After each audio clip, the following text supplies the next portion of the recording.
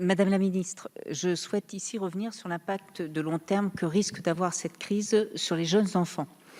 Si, comme l'évoque le rapport très complet de notre collègue Marie-George Buffet, le premier confinement a pu avoir des effets positifs au début, les mesures prolongées induites par un retour à l'école, à la crèche ou par la vie de tous les jours auront des effets sur le développement cognitif et social des plus jeunes. Si les moins de 6 ans ne portent pas de masque, ils évoluent dans un environnement où les adultes qui les entourent sont masqués. Plusieurs chercheuses qui travaillent actuellement sur les effets du port du masque sur les plus petits déclarent « Il s'avère que les jeunes enfants ne font pas qu'écouter le langage, ils le regardent également ». Selon elle, le masque a déjà un impact sur l'apprentissage, en lien avec un appauvrissement de la qualité des interactions. Il freinerait le développement du langage, la capacité attentionnelle des enfants et entraînerait un appauvrissement de la communication, et cela encore plus sur les enfants souffrant de troubles antérieurs.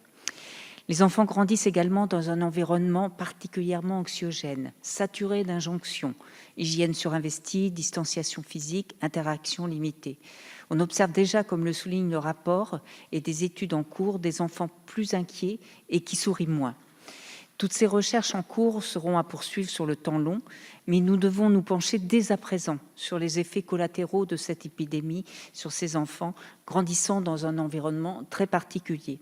Alors d'ores et déjà, je pense que voilà, il faut le dire, le masque inclusif doit être distribué massivement aux intervenants de la petite enfance, mais aussi aux enseignants de maternelle, je dirais également de CP, et enfin au minimum dans les classes où l'accent est mis sur l'apprentissage de la lecture.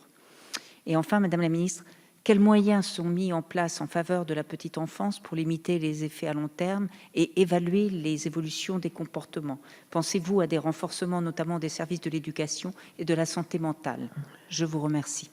Merci, Madame la députée. Madame la Ministre. Merci beaucoup, Madame la Présidente, Mesdames et Messieurs les députés, Madame la députée. Oui, vous avez raison, nous vivons une époque extraordinaire dans tous les sens du terme. Et oui, effectivement, c'est très important que dès à présent, il y ait des recherches qui soient menées sur les impacts à long terme.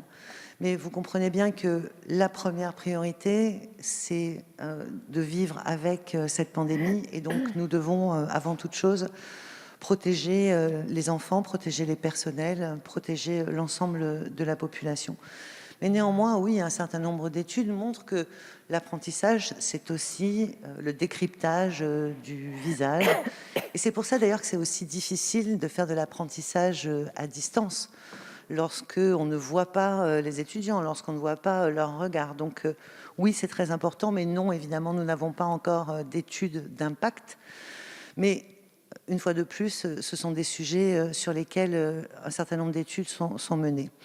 Et puis vous abordez par là même une deuxième de nos priorités que nous avions déjà avec ma collègue Agnès Buzyn lors de la loi Ma Santé 2022, c'est la question de la pédopsychiatrie.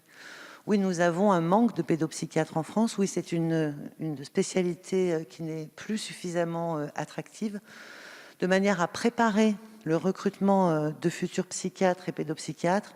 Nous avons ouvert des postes de chef de clinique et nous sommes en train d'accompagner, de recréer, de redonner de l'attractivité à cette filière.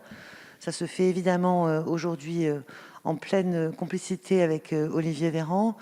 Il faut que nous ayons une meilleure prise en charge, non seulement de la santé mentale, mais aussi de la prévention des risques liés à la santé mentale. C'est un changement de paradigme. Nous sommes dans un pays où parfois on a du mal à dire qu'on va mal, on a du mal à demander de l'aide. Et je crois que c'est ce paradigme-là qu'il faut aussi être capable de rompre. Je vous remercie.